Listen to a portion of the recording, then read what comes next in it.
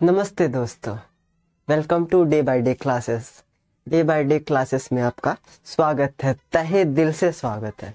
तो दोस्तों, आज हम पढ़ने जा रहे हैं कुछ एमसीक्यू टाइप के क्वेश्चन हैं जो उनको हम पढ़ने जा रहे हैं। तो चलिए स्टार्ट करते हैं, ज़्यादा देरी ही क्यों करें, है ना। तो सबसे पहला क्वेश्चन हम देखते हैं। पहला क्वेश्चन हमारा क्या कहता है, सामान्य वायुमंडलीय दाब पर जल का क्वथनांक क्या है।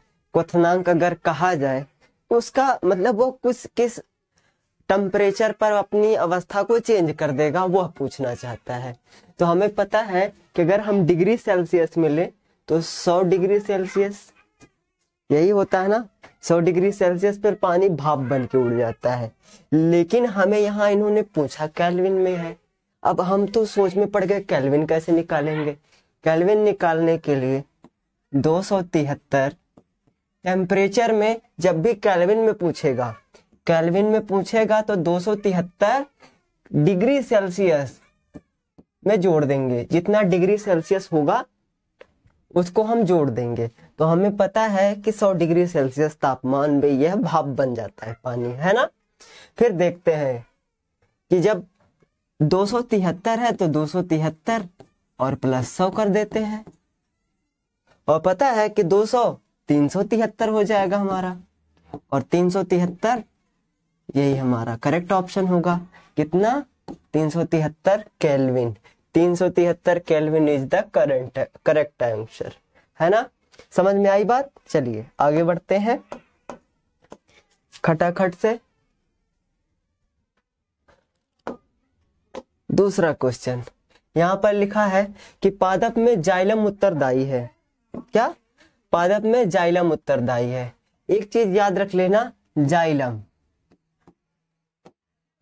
मतलब इसके स्टार्टिंग में इसका जो प्रोनाउंसिएशन है वह जल आ रहा है, जाइलम से जल, है ना। एक फ्लोएम होता है, और फ्लोएम से अगर ऐसे इसका आगे का देखें तो फल आता है ना। फल से समझ लेते हैं भोजन या न्यूट्रिशन, है ना। ठीक है। तो जो जाइलम का काम होगा वह जल को ट्रांसफर करने का होगा, और फ्लोएम का भोजन को ट्रांसफर करने का, है ना, न्यूट्रिशंस को। तो जाइलम जो है उसका काम क्या होता है? जल को वहन करने का। जल को वहन करने का सही है, और बाकी सारे गलत। सिंपल है ना। आगे बढ़ते हैं। तीसरा हम देखते हैं। तीसरा वाला क्वेश्चन क्या कहता है, निम्नलिखित में से कौन सा बुझा हुआ चूना है। निम्नलिखित में से कौन बुझा हुआ चूना है। यहाँ पर हमें पता है कि कैल्शियम ऑक्साइड नहीं होता, कैल्शियम कार्बोनेट ये भी नहीं होता, कैल्शियम खुद नहीं होता। बुझा हुआ वाला चूना होता है कैल्शियम हाइड्रोक्साइड, CaOH का होल ट्वाइस। यह होता है हमारा बुझा हुआ चूना। याद रहे, यह रट लेना, जरूरत पड़ेगी परीक्षा में क्योंकि पूछे जाते हैं। ठीक है। फिर उसके बाद हम एक अभिक्रिया देखते हैं। अभिक्रिया पे क्या लिखा है कि Zn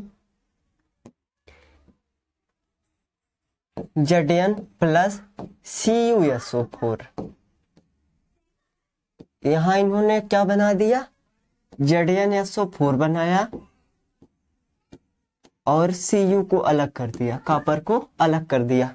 यहाँ पर देखिए ये जो Zn है, Zn जो है ना, यह है Zn कॉपर को मार के भगा देता है, कॉपर को मार के लखेरता है कि भगो यहाँ से, और SO4 के साथ खुद को स्थापित कर लेता है, और यह बन गया यहाँ ZnSO4।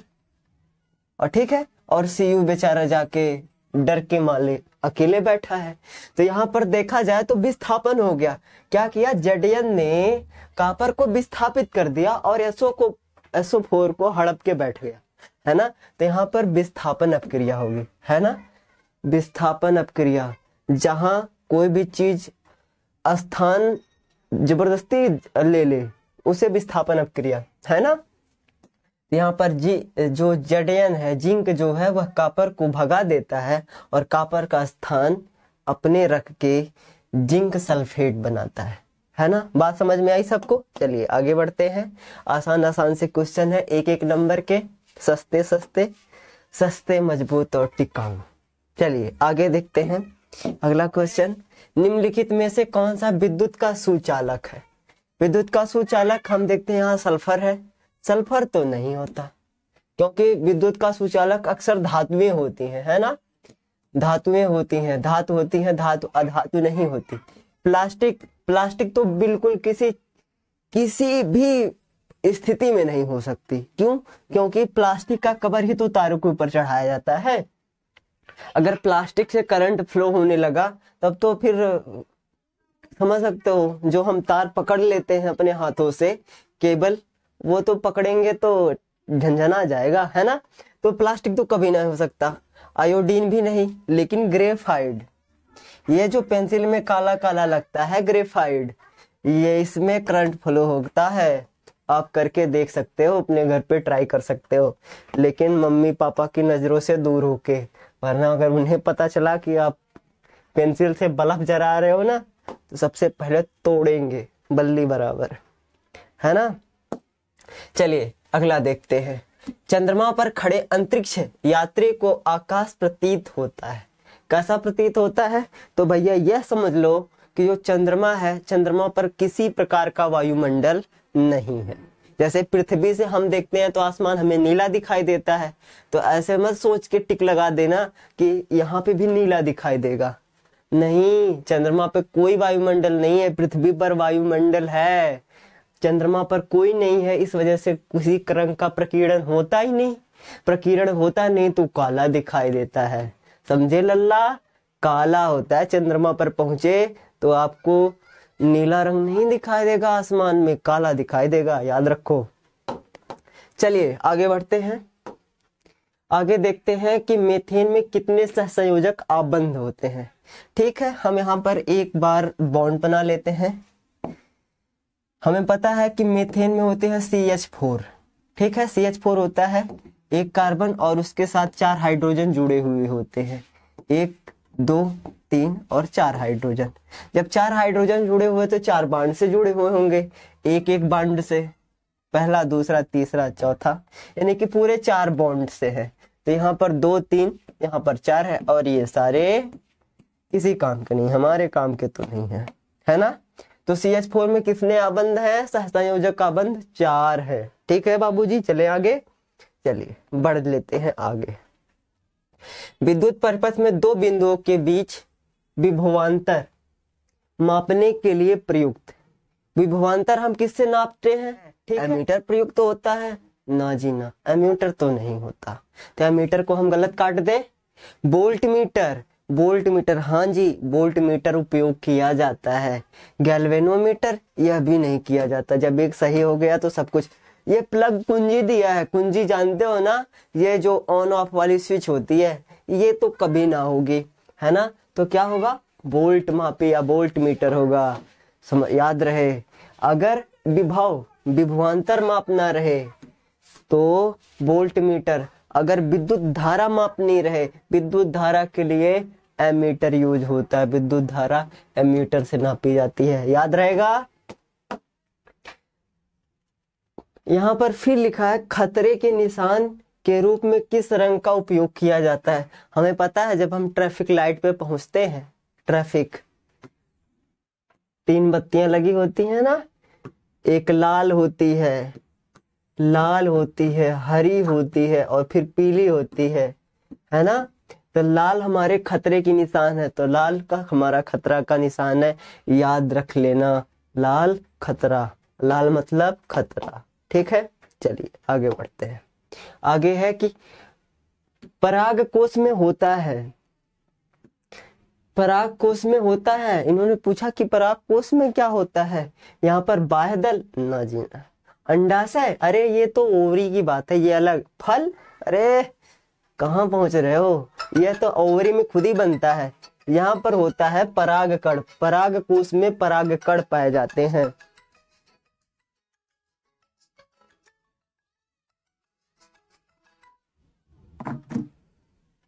अगला क्वेश्चन देखते हैं। निम्नलिखित में से कौन एक अम्ल है? अम्ल, अम्ल की सबसे अच्छी पहचान है, अगर ऐसे फॉर्मूला दिया रहे तो जो हमें पता है, हमने पढ़ा भी है पहले, कि जो यौगिक H प्लस आयन देते हैं, H प्लस आयन देने का मतलब यह एसिडिक है, यह अम्ल है, और जो OH माइनस आयन देते हैं वह होते हैं क्षार। ठीक है, याद रहे ये चीज। तो H प्लस आयन कहाँ पर है? यहाँ पे H तो है ही ना, यहाँ पर देखिए है ऐसे CaOH का होल ट्वाइस, है ना, ये OH है तो OH तो क्षार है, यहाँ पर पूछ रखा है अम्ल। यहाँ पर देखिए फिर है CuO कॉपर ऑक्साइड, यहाँ पे भी नहीं है, लेकिन यहाँ पर है लिखा HNO3। यहाँ पर अगर हम इसको अलग करेंगे तो H प्लस आयन और NO3 माइनस आयन उत्पन्न होगा, ऐसा है HNO3 सही उत्तर है। क्या? HNO3। यहाँ पर देखिए Na2O गलत, यह भी गलत, यह भी गलत, यह भी गलत। नाइट्रिक एसिड इसका नाम होता है HNO3, यानी कि नाइट्रिक अम्ल, नाइट्रिक अम्ल, बोलना मत, याद रहे। निम्नलिखित में से कौन सा एक क्षारक है? यहाँ पे पूछा क्या इन्होंने कि निम्नलिखित में से कौन सा एक क्षारक है। अभी हमने बताया जो OH माइनस आयन देते हैं वह होते हैं क्षार। क्या होते हैं? क्षार होते हैं। तो देखिए यहाँ पर KOH है तो K को अलग कर दिया, OH को हमने अलग कर दिया, यही तो सही उत्तर है। NaCl, यहाँ OH है ही नहीं, HCl, यहाँ भी OH नहीं, यहाँ भी OH नहीं, हालांकि यह भी है लेकिन यह क्षार नहीं है। यह देखिए H2SO4 है, यह भी एक एसिड है ना, यहाँ SO4 होगा लेकिन OH माइनस आयन कहाँ है? OH माइनस आयन नहीं है, इस वजह से OH माइनस आयन यहाँ पर है जो कि एक क्षार है। याद रहेगा? शाबाश, याद हो जाना चाहिए जल्दी जल्दी। फिर हम अगला देखते हैं कि जब किसी चालक तार में विद्युत धारा प्रवाहित होती है तो गतिशील कण है ना। अब हमें पता है कि किसी चालक तार में जब हम विद्युत धारा प्रवाहित करते हैं तो उसमें मूव क्या होता है? इलेक्ट्रॉन होते हैं। इलेक्ट्रॉन कहाँ है? इलेक्ट्रॉन नीचे है सबसे, तो इलेक्ट्रॉन पर सही टिक, और सब में गलत। परमाणु होते हैं, आयंस होते हैं, प्रोटॉन तो परमाणु के भीतर होते हैं, नाभिक में होते हैं। तो ये सारी चीजें कहाँ से आई? आयन नहीं दौड़ते। आयन तो जो इलेक्ट्रॉन होता है वह निगेटिव आयन होता है ना, जो प्रोटॉन होता है वह पॉजिटिव आयन होता है, लेकिन इलेक्ट्रॉन मूव करता है, इलेक्ट्रॉन मूव करता है जब किसी विद्युत चालक तार में धारा प्रवाहित होती है। आगे बढ़े, इनमें से कौन सा अधातु होते हुए भी चमकीला होता है? चमकीला, वाह भाई वाह, है ना। इनमें से कौन सी अधातु ऐसी है? यहाँ पर देखिए कार्बन है, कार्बन भी अधातु ही है लेकिन यह चमकती नहीं है। ब्रोमीन, यह भी नहीं, इनमें से कोई नहीं। अधातु सारी है, लेकिन अब देखिए यहाँ पर जो आयोडीन है इसमें चमक होती है, इस वजह से सही ऑप्शन हो गया। ठीक है, हम आगे बढ़े, चलिए आगे बढ़ लेते हैं।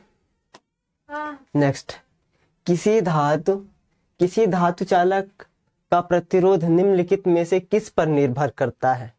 कोई चालक तार है, इन्होंने क्या पूछा कि कोई चालक तार है, ठीक है, और उसमें प्रतिरोध मतलब कि उसमें धारा कितने धीरे धीरे प्रवाहित होगी, वह किस चीज पर निर्भर करता है? प्रतिरोध मतलब अवरोध, है ना, किस चीज पर निर्भर करता है?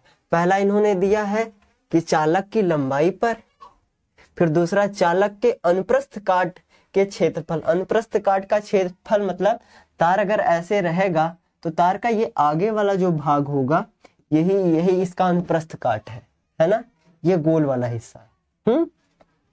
चालक के पदार्थ के प्रकृति के ऊपर, ठीक है। तो यहाँ पर 3 चीजें इन्होंने दी है। तो यहाँ पर जो चालक की लंबाई होती है, तार जितना लंबा रहेगा उसका प्रतिरोध बढ़ जाएगा उतना। है ना। फिर उसके बाद अनुप्रस्थ काट, उसका अनुप्रस्थ काट के ऊपर भी डिपेंड करता है ना। जितना अनुप्रस्थ काट कम रहेगी धारा कैसे, उतने उसमें बहुत ज्यादा धारा प्रवाहित नहीं की जा सकती। जितना मोटा तार उतनी ज्यादा धारा हम प्रवाहित कर सकते हैं।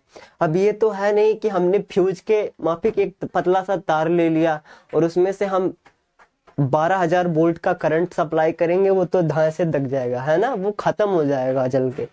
फिर उसके बाद पदार्थ का जो प्रकृति है, अब हमने किसी अधातु का तार बना लिया तो उसमें से प्रवाहित थोड़ी ना होगी, हमें कॉपर के वायर ही लेने पड़ेंगे, है ना।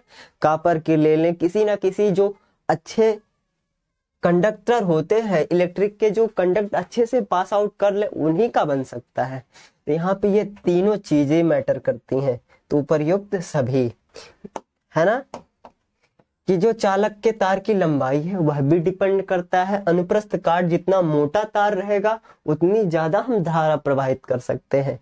और उसकी प्रकृति भी, ऐसे मेटल बहुत सारे होते हैं जिनमें से धारा किसी में से अच्छी से गुजर जाती है, किसी में से कम फ्लो होती है ना। तो ये तीनों चीजें डिपेंड करती हैं तो पर उपर्युक्त सभी पर, है ना। तो सबसे लास्ट वाला जो ऑप्शन है वह सही है ना। चलिए हम आगे बढ़ते हैं और आगे हमारा है विद्युत परिपथ में। विद्युत परिपथ में विद्युत धारा को मापने के लिए निम्नलिखित में से किस का उपयोग किया जाता है। तो मैंने अभी पहले ही बताया, क्या मीटर का। वोल्ट मीटर तो वो नापने के लिए उपयोग किया जाता है ना। तो ये जो एमीटर है यह विद्युत धारा मापने के काम में आती है ना। तो इसका उत्तर जो होगा वह एमीटर होगा, है ना। चलिए आगे चलते हैं और हमारा ये वाला क्वेश्चन है Na2SO4 प्लस BaCl2। यहाँ पर Ba इसका स्थान लिया, Ba मतलब बेरियम, है ना। चलिए फिर उसके बाद हम देखते हैं कि यहाँ पर हम पहले लिख लेते हैं। चलिए लिखते हैं Na2SO4 प्लस BaCl2। इसकी हमने अब क्रिया करा दी तो हमें मिला क्या, हमें मिला BaSO4 प्लस 2NaCl। इतनी सारी चीजें हमें मिल गई, है ना। तो यहाँ पर देखिए Na था वह जाके Cl का स्थान ले लिया और जो Ba था ये SO4 का स्थान ले लिया। समझ में आई बात। यहाँ पर एक बार देखो, जो Na है, Na यहाँ पर पहुंच गया Cl के साथ जुड़ा और जो SO4 है वह Ba के साथ जुड़ गया, ठीक है। तो यहाँ पर बना NaCl2, है ना, NaCl बना और इधर बन गया BaSO4। तो यहाँ पर दोनों के दोनों प्रतिस्थापित हो गए, दोनों के दोनों का विस्थापन हो गया, है ना। जब दोनों का स्थापन होता है, विस्थापन होता है, जब दोनों अपने स्थान को बदल लेते हैं तो ऐसी रिएक्शन द्विविस्थापन अपक्रिया कहलाती है ना। द्विविस्थापन यानी कि दोनों का विस्थापन हो रहा है, सोडियम भी विस्थापित हो रहा है, बेरियम भी स्थापित हो रहा है, प्रतिस्थापित दूसरी जगह जा रहा है ना। तो ऐसे विस्थापन को हम द्विविस्थापन बोलते हैं। अतः यह जो अपक्रिया होगी ना तो संयोजन, संयोजन का मतलब जुड़ना होता है, हाँ जुड़ थोड़ी ना रहा है कोई। यहाँ तो सोडियम अलग हो रहा है, बेरियम अलग हो रहा है। यहाँ पे जैसे अभी दूसरी जाने दो, अभी हमें यहाँ पढ़ना है ना। तो द्विविस्थापन यहाँ पर सही ऑप्शन है। चलिए हम आगे बढ़ते हैं। यहाँ पर हम देखते हैं CuSO4 इंटू, यहाँ पर यार मिसप्रिंटिंग है थोड़ी सी, हाफ H2, है ना। क्या है कि CaSO4 इंटू 1/2 H2O, है ना। यह सूत्र किसका है, इन्होंने यह पूछा है किस यौगिक का रासायनिक सूत्र है। तो यार यहाँ पे है संगमरमर, नहीं जी नहीं, संगमरमर का नहीं। ब्लीचिंग पाउडर यह भी नहीं है। यह प्लास्टर ऑफ पेरिस का है, जिप्सम का भी नहीं है ना। याद रहे कि Ca calcium sulphate into half H2O, है ना। CaSO4 इंटू हाफ H2O यह फार्मूला है POP का, जो आपके घरों की सीलिंग में लगती है है ना, बहुत सारे लोग जानते होंगे। पीओपी, पीओपी होता है इसका नाम, प्लास्टर ऑफ पेरिस। ठीक है, चलिए हम आगे चलते हैं। याद रहे CaSO4 इंटू हाफ H2O, याद होना चाहिए, क्योंकि परीक्षा में क्या भरोसा पूछ ले, और पूछ लेगा तो नंबर में मिल ही जाएगा अगर हमें आता रहेगा, है ना। तो चलिए हम अगला देखते हैं कि निम्न में से कौन सा धातु कमरे के ताप पर द्रव्य नहीं, द्रव मतलब बोले तो लिक्विड, द्रव अवस्था में पाया जाता है। तो यहाँ पर देखिए आयोडीन है, आयोडीन धातु नहीं होती भैया, क्या बोल रहे हो। सल्फर भी नहीं होता। कार्बन तो नहीं, कार्बन भी नहीं, लेकिन पारा है, पारा पाया जाता है। पारे का जो तापमान होता है वह इतने डिग्री सेल्सियस पर पिघला हुआ होता है, बिल्कुल लिक्विड होता है 37 डिग्री सेल्सियस पे। तो यह पिघला हुआ हमें मिलेगा, है ना। कमरे का तापमान जो 27 डिग्री सेल्सियस आई थिंक होता है ना, तो उतने तापमान पर वह पिघला हुआ ही होता है।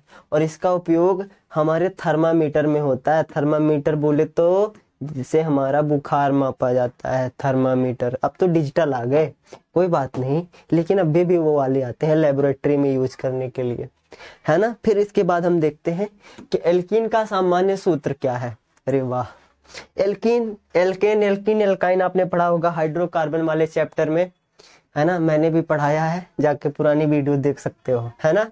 तो हम सबसे पहले देखते हैं एल्केन। एल्केन है, एल्केन का सामान्य सूत्र क्या होता है, CnH2n+2। ठीक है, फिर उसके बाद हमें जो पूछा गया है एल्कीन, एल्कीन हम देख लेते हैं। एल्कीन का होता है CnH2n होता है।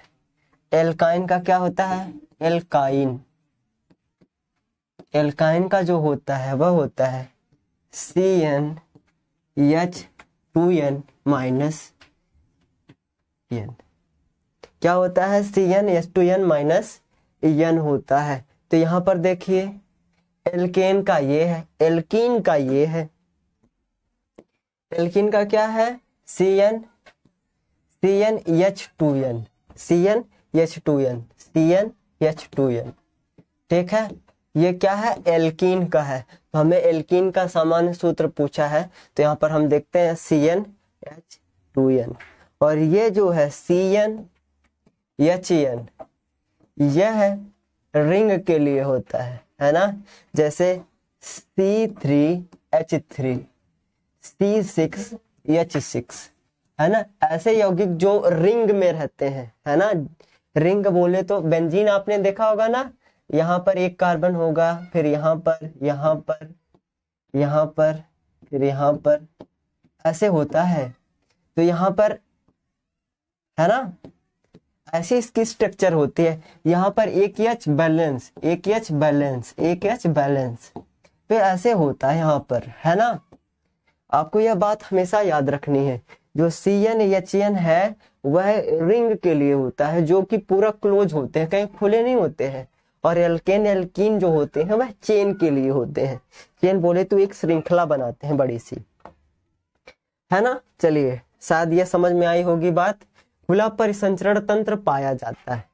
परिसंचरण तंत्र के बारे में इन्होंने पूछा है। और खुला, है ना, खुला तो मेरे अंदर नहीं भैया, मैं तो सीधा बोल रहा हूँ। आपके अंदर है तो आप जाके दिखवा लो डॉक्टर से। नहीं, आपके अंदर भी नहीं है क्योंकि आप ह्यूमन हो, है ना। खुला रक्त परिसंचरण तंत्र किसमें पाया जाता है, खुला उसमें पाया जाता है जिसमें सिरा और धमनी नहीं होती। सिरा धमनी का मतलब जानते हो, जो जिसे हमारा ब्लड होता है वह हृदय में जाता है, हृदय से फिर उसके बाद हमारे हर एक अंगों में जाता है। वह काम सिरा धमनियों का होता है। जिनमें सिरा धमनियां नहीं पाई जाती उसको बोलते हैं खुला रक्त परिसंचरण तंत्र। लेकिन हमारा तो बंद परिसंचरण तंत्र है। हमारे हृदय में चार कक्षक का हमारा हृदय है जो पंपिंग करता है।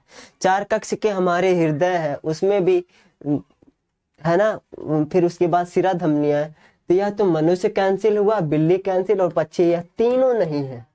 लेकिन काकरोच है, काकरोच अब छोटा जीव है, इसमें खुला परिसंचरण तंत्र पाया जाता है। बात समझ में आई? चलिए हम आगे चलते हैं।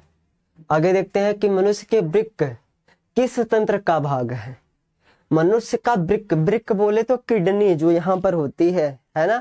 वृक्क का काम क्या होता है? उत्सर्जन। उत्सर्जन, उत्सर्जन का मतलब समझ रहे हो? 1 नंबर समझ जाओ। पानी ढेर सारा पियो और बाथरूम जाओ। बाथरूम बोले तो टॉयलेट, 1 नंबर सुसु करने, है ना। तो पाचन में तो इसका काम कोई है नहीं। पाचन में तो हमारी छोटी आंतें, बड़ी आंतें, यकृत, ये सारी चीजें आती हैं। श्वसन में फेफड़ा आता है। परिवहन में तो हमारा हृदय आता है, हृदय आता है। तो यह भी नहीं है, यह भी नहीं है, यह भी नहीं है। लेकिन उत्सर्जन में यह आता है। कौन? वृक्क, जिसकी स्ट्रक्चर ऐसे होती है ना, ऐसे जुड़ा हुआ होता है इससे।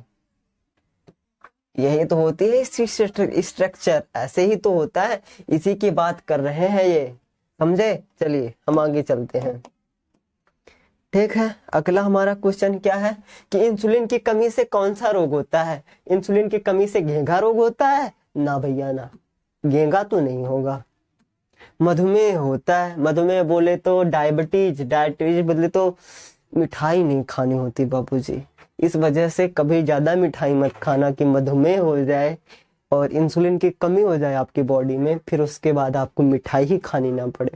एड्स नहीं बाबूजी, ये तो वायरस है यार, है ना। फिर उसके बाद रतौंधी, ये विटामिन ए की कमी से होने वाले, विटामिन सी की कमी से होने वाले रोग है। मधुमेह जो है यह इसका सही उत्तर है, मधुमेह। क्यों? क्योंकि इंसुलिन की कमी होने पर ही हमें मधुमेह रोग होता है ना। चलिए हम आगे बढ़ते हैं और अगला हमारा क्वेश्चन देखते हैं क्या है। आनुवंशिकता के जनक कहे जाते हैं, तो हमारे मेंडल चाचा जी हैं, याद रखना। कौन है? मेंडल चाचा। मेंडल जो है वह आनुवंशिकी के पिता कहे जाते हैं, है ना। बात समझ में आई? डार्विन ये भी नहीं, लैमार्क और हैंडन ये भी नहीं, है ना। हमारे पाए जाते हैं कौन? मेंडल दादा, है ना। पादपों में वायु प्रदूषण को कम करने वाली क्रिया है। क्या इन्होंने पूछा कि पादपों में वायु प्रदूषण को कम करने वाली क्रिया है। श्वसन, पौधे श्वसन करते हैं तो उससे कोई लेना देना इनका नहीं है, क्योंकि उनके पास फेफड़े है नहीं, है ना। वाष्पोत्सर्जन, वाष्पोत्सर्जन इसलिए नहीं है क्योंकि इसमें पौधों के रंध्र से, यानी कि जो पौधों की पत्तियां होती हैं उनके रंध्र से ये जो जल है वह वाष्प के रूप में रिलीज होता है। बस इतना सा ही है और कुछ नहीं है।